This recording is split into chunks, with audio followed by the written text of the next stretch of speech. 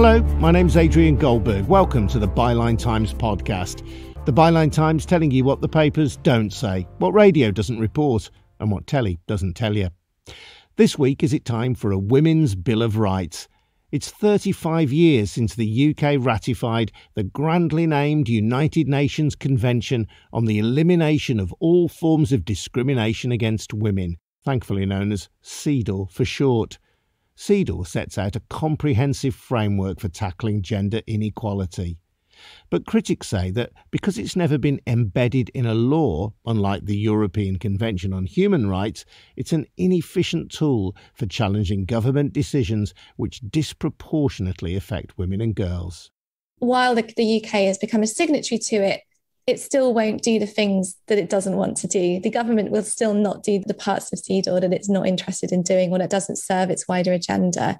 And so while it's important to have these things in writing, we need to see the action follow through. More on this to come. First, just a reminder that the Byline Times podcast is funded by subscriptions to the monthly Byline Times newspaper. It's a great read and an ideal Christmas present. So head over to bylinetimes.com for details of how to subscribe. That's bylinetimes.com. Now, we live in a supposedly equal society, but the gender pay gap is currently 8% in favour of men. There's plenty of evidence showing that government austerity measures disproportionately affected women, while the debate around the murder of Sarah Everard highlighted how harassment, abuse and violence have become normalised. So how would a Women's Bill of Rights make a difference to any of this? We'll be finding out shortly. But first, let's hear from Shirley, whose life has been blighted by what you might describe as structural sexism. Born in the 1950s, she was steered away from managerial opportunities when she declared her intention to marry. And she's one of thousands of women who found out far too late that she wouldn't be retiring at 60 because of changes to the retirement age. Shirley's teacher's pension was also contracted out, she says, without her knowledge, which means she's worse off under pension changes introduced in 2016. She suffered personal tragedy as well, and although this can of course affect people of any gender, in Shirley's case the combination of factors means she's had to sell her house to survive. I entered a career in banking after taking A-levels, and I got married quite young. I was offered management training by the bank. I got on well there, they liked me. And then when I got married, they seemed to be worried that I might have children and said they weren't going to offer me the management training anymore. They were quite open about it, actually. So it was an accepted norm that that was what happened. They didn't think discrimination then because that was just how it was. I left banking when I actually had my family. But later on you decided, having had children, to embark on a new career. I did, yes. Once my children all went to school, I went back to study and then I took a first degree. I then managed to get some part-time employment working in the higher education sector. I was taking a higher degree when I got divorced. I lost out massively financially there because most of our wealth was in pension pots in my ex-husband's name.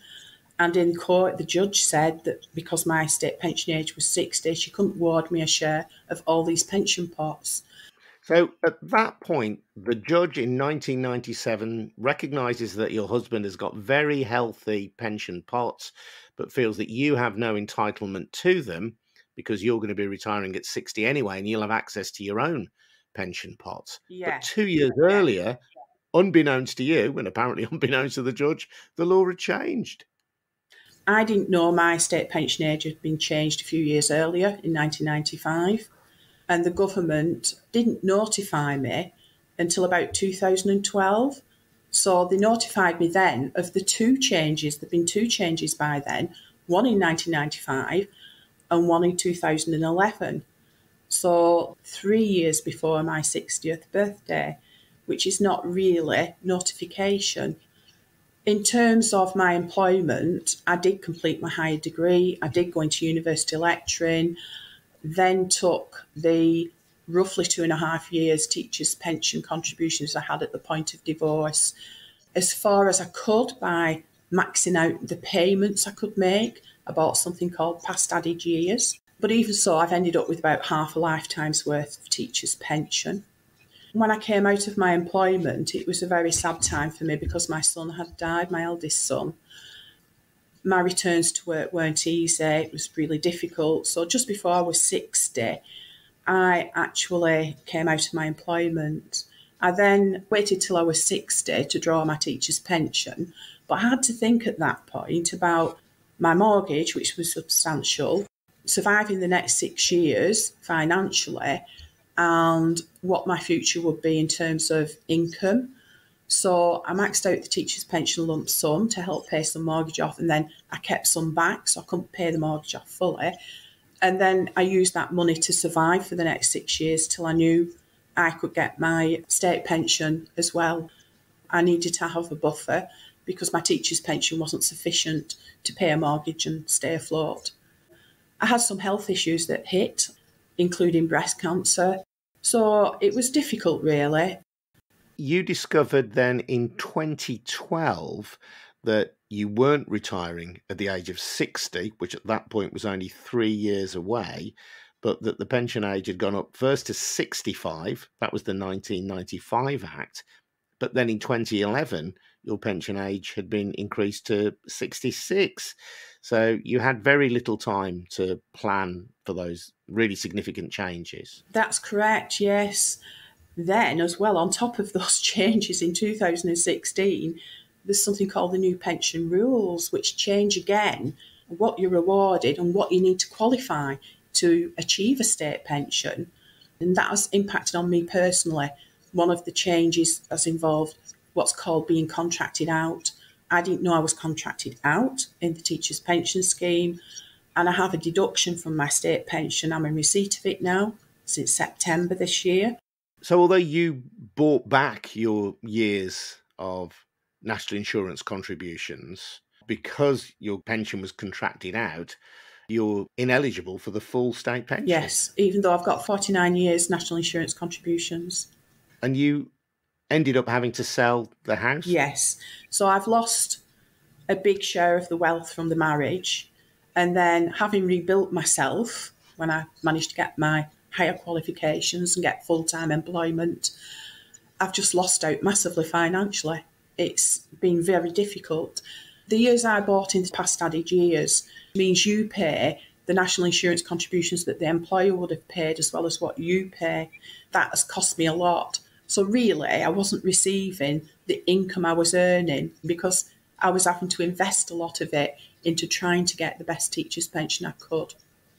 How did it feel to have to sell your house? Very heart-wrenching, actually, because all my children had lived there with me at some point, and my eldest son had lived there with me just before he died, and I was supporting him before he passed away. And had the retirement age remained at 60 for you, presumably you wouldn't have had to do that. You could have kept your home. I might have sold it through choice eventually, mightn't I, to realise my equity, but I wouldn't have felt compelled to have to sell it. What do you think should happen now to you and other 50s women like you? I think we should receive full restitution. I think it's the only fair way forward. We're asking for a return of what we should have had, the money we should have had.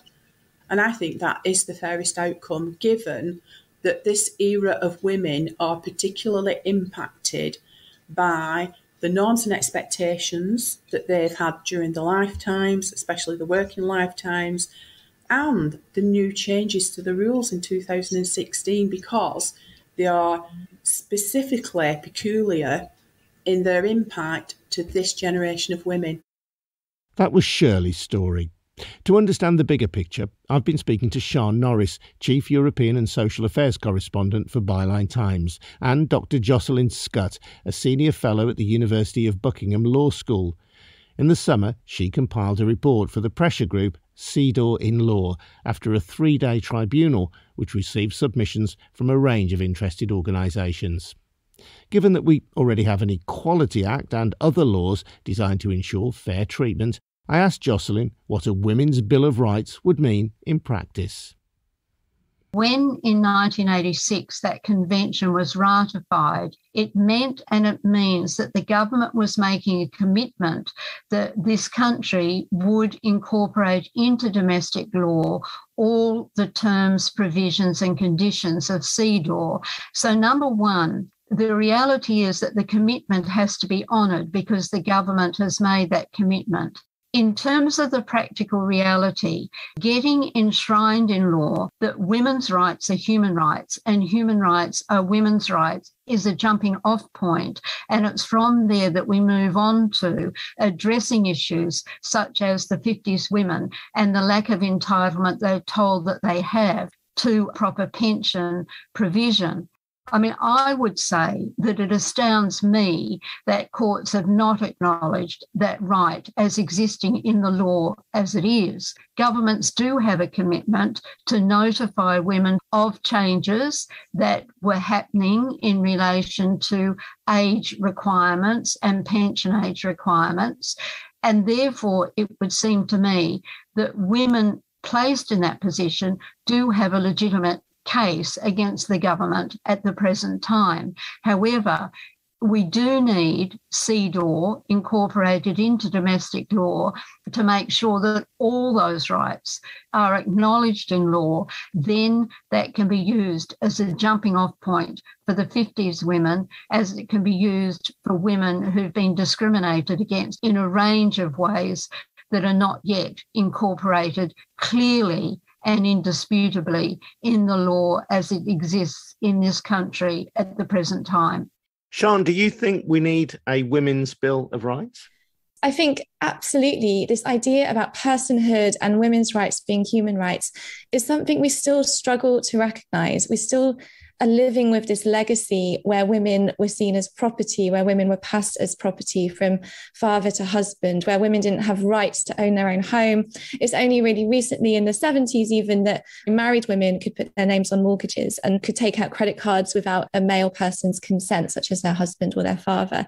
So we're still playing catch up in a lot of ways. And I think sometimes putting something in writing, creating a bill, creating a statement that says women have human rights, women are people too, can be an incredibly powerful instigator for change. But it obviously has to go beyond the statement and beyond the words and become change, become legislative change. And I think one of the big things that we've seen with CEDAW and the Istanbul Convention, as it's otherwise known, is that while the UK has become a signatory to it, it still won't do the things that it doesn't want to do. The government will still not do the parts of CEDAW that it's not interested in doing or that doesn't serve its wider agenda.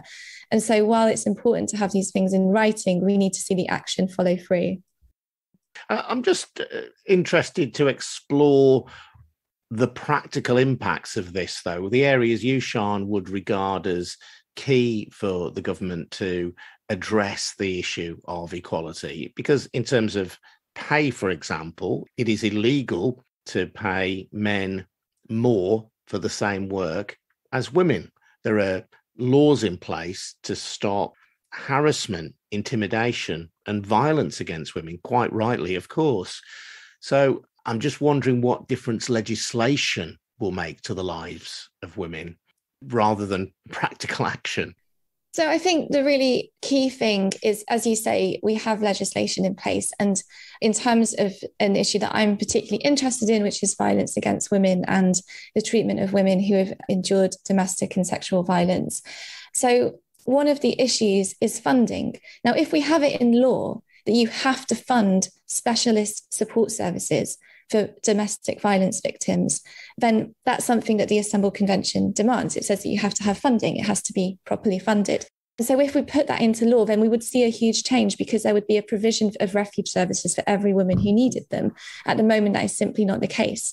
So the domestic abuse bill, which came in earlier this year, is a really important piece of legislation, a very much trumpeted bill, really excellent example of cross-party collaboration in order to try and further the rights of victims and survivors of domestic abuse. But it does not include provision for specialist refuge funding. It simply says that councils have a duty to provide housing for domestic abuse survivors and their children. But that doesn't necessarily have to be specialist, and it certainly doesn't have to be single sex, which means some of the issues that women experience when they leave or attempt to leave a violent partner are not being addressed by the law. We need funding for specialist services as per what is asked for in CEDAW. A similar issue is around the treatment of migrant survivors of domestic abuse. Again, There's provision in CEDAW to make sure that women, no matter what their immigration status, can get the urgent support they need to leave a violent relationship and to get the support they need to recover from a violent relationship. Now, currently in the UK, if you have no recourse to public funds, which is a specific immigration status, then you cannot access a lot of the support that you would need to leave a domestic abusive situation. So again, this is where legislation can make a real difference. If in a domestic abuse bill, they had adopted the amendment to ensure support was available for women who have no recourse to public funds, that would be something that would urgently help very, very vulnerable victims to get the support they need to leave and to be safe. And yet we don't have that.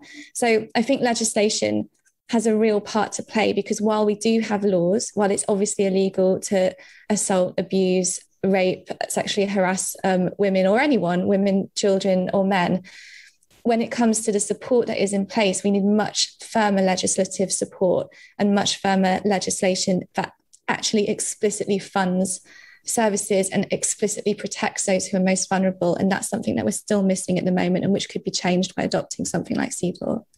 So if CEDAW was law rather than simply being a treaty which Britain has signed up to, it would be a benchmark against which other legislation or against which the actions of government could be measured, and would empower women to hold government to account through the courts.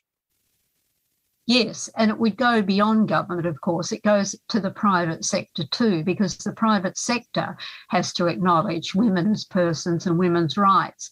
Back in 1977, I had the support of two of my colleagues, Di Graham and Kerry Hubell, in drafting the Women's Electoral Lobby draft bill on sexual offences, rape and other sexual offences.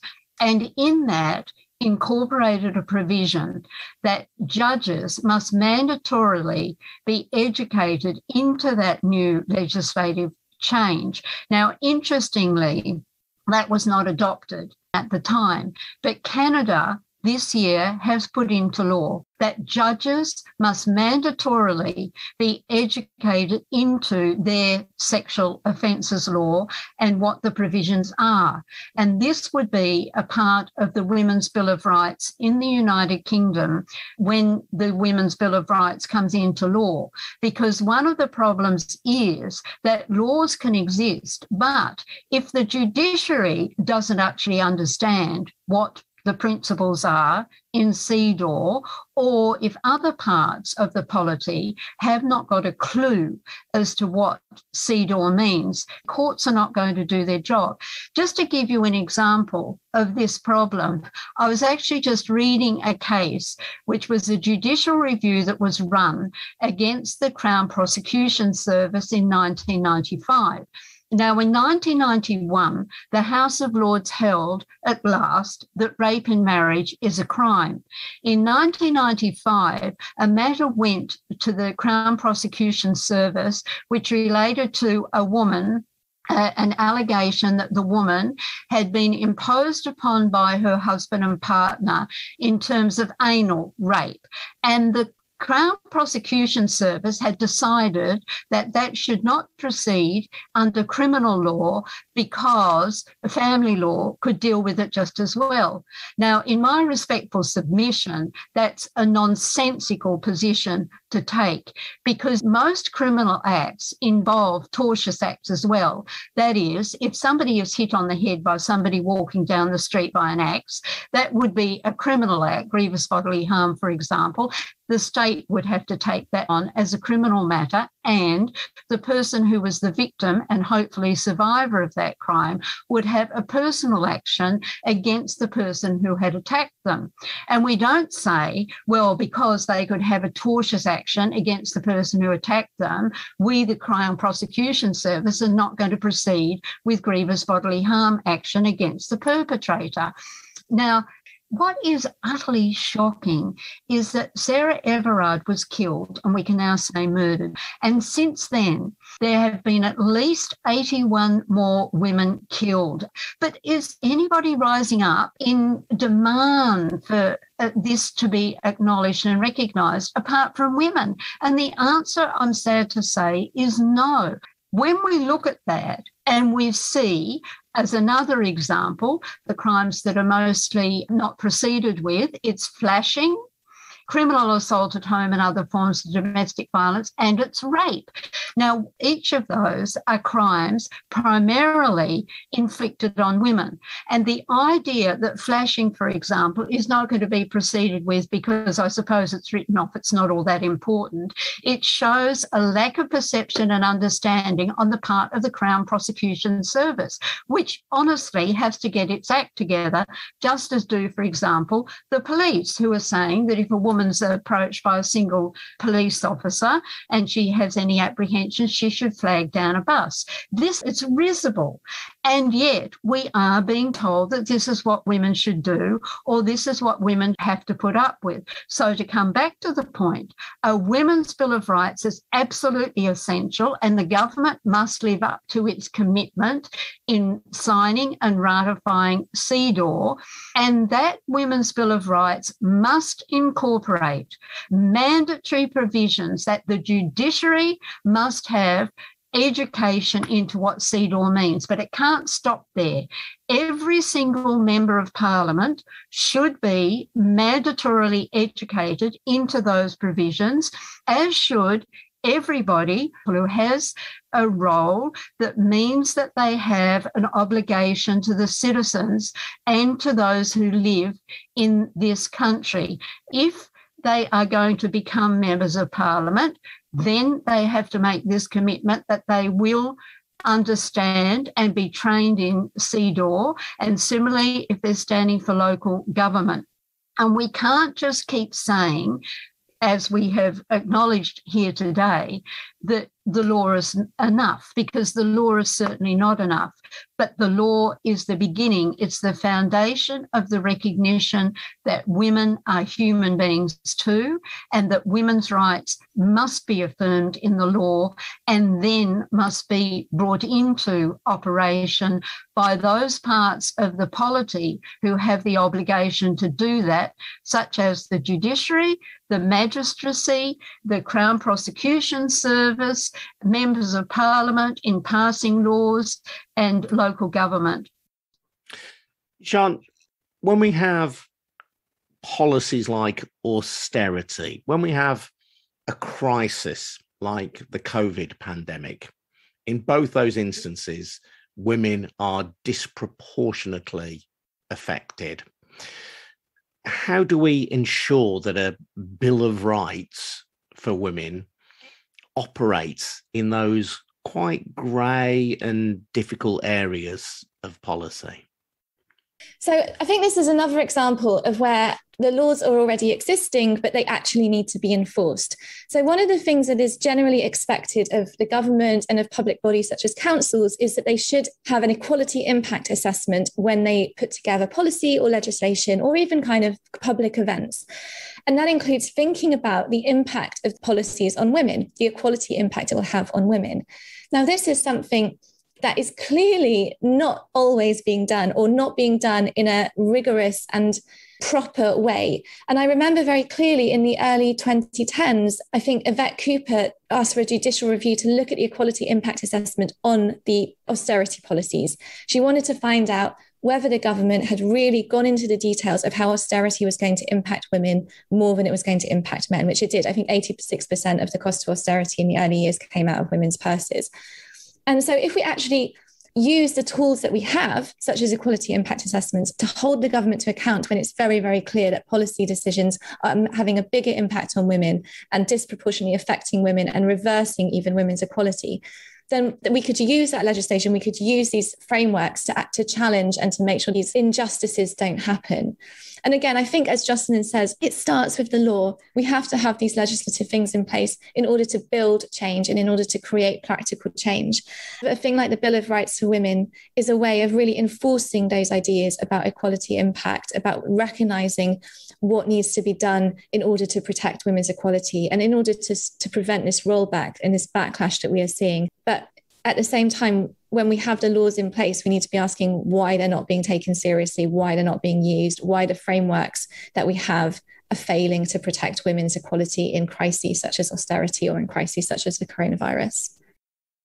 Yeah, but I suppose at the moment, if the government takes action which disproportionately affects women, effectively, you've got no redress for that other than through the electoral process. A Bill of Rights for women means that you have got some legal power to challenge what government has done. What's your thought on what Sian has just said, Jocelyn? On the austerity budget, yes, what Sian just said is really vital, because the Fawcett Society did take a judicial review in 2010 in relation to that 2010 budget that was put forward by the coalition government under David Cameron. It was transparently obvious that that budget, as Sian said, impacted differentially in a really substantive ways against women and against women's rights, women's status, and women's economic well-being. And yet, when it went on judicial review, there really was the attitude, in my opinion, of the court that heard it, that this was all a little bit trivial in a sense, and it was all too late, and that the government hadn't done a proper review, which it had not done. That was obvious, because number one, if it had done it and continued with the budget in any event, then it clearly was operating in a way that was detrimental to all the women in this country, and therefore it was not upholding the commitment that it has as a government not to operate in a way that impacts so differentially against a particular group as it did. If it didn't do that review, which was, as I said, transparently obvious it hadn't done it, well, then it should have been told categorically by the court, go back to square one and redo this budget. But no, there was a view that the budget was in train. In a way, what was being said was pretty trivial, because in the end it was about women, and we all know that when women are operated against in a way that is detrimental to our economic well-being, women sometimes do not survive, but many do by simply putting in the effort. For example, I know women who now are taking care of their grandchildren, their elderly parents, and still trying to maintain a paid job. And that's because that budget took away the local government grant that is supposed to sustain local government, that provides services like care services, like childcare, like children's centres, like the Head Start program, and so on. And because that government grant was taken away and came to an end absolutely in 2020, local government has not been able to provide those services. But women who've lost their jobs because of that austerity budget are now doing that work for nothing. And I think that's one of the problems, and I absolutely endorse what Sian said, that the government has to be held to account in terms of doing these equality impact assessments. I'm actually at the moment a member of a local government authority and was on a county council authority. And unfortunately, there does sometimes happen that there's a tick box approach to this idea of an equality or impact assessment, and there need to be people who are committed and who know what they are doing. Final point, Sian, we have a government which at the moment is looking to turn back judgments made by courts, judgments made in accordance with the European Convention on Human Rights. We are not living in a time where government has an appetite to observe the existing legislation that we have around human rights, never mind introducing a Bill of Rights for women. Yes, I think this is a real problem, and it's the old amnesty line, human rights, you'll miss them when they're gone. This constant attack that we've been seeing on even the concept of human rights for such a long time is really deeply concerning. And it's very concerning too in terms of leaving these kind of international structures that can have a bigger protection of our human rights. And it speaks again to this failure to ratify or bring into law issues around the Istanbul Convention. Human rights aren't something that you can pick and choose the ones you like, and women's rights aren't things you can pick and choose the ones you like. The fact that we're not taking the convention seriously because we don't want to implement some of its recommendations because it goes against other policies around migration and around spending and austerity is really, really troubling. Human rights and women's rights are universal, and we need to recognise them as such. And this idea that it's something that we can throw away or ignore or just take ourselves out of the international obligations and make our own sort of structure that we work within is very, very dangerous. And it leads to a very, very difficult path. We never think it's going to happen here. Things like rolling back human rights legislation or leaving courts or doing some of the things that around democracy and access that we're seeing happen in this government. We never think it's going to happen here, and yet slowly it seems to be happening. So not only do we need to fight for the protections of women's rights, but we need to be making a really bold and serious argument for human rights, because just to use that Amnesty line again, because I do love it, we'll miss them when they're gone. Wise words from Sian Norris. And before that, Dr. Jocelyn Scutt. You can find out more about the campaign at CEDAWinlaw.com. The Government Equalities Office told us they don't have plans at this time to draw up a bill incorporating CEDAW. If you want to comment on this story, do join the conversation on Twitter. We're at BylineTimesPod, or you can email goldbergradio@gmail.com. I'm Adrian Goldberg, and this has been the Byline Times podcast, funded by subscriptions to the monthly Byline Times newspaper. Find out how to subscribe at bylinetimes.com. Thanks for listening. See you next time.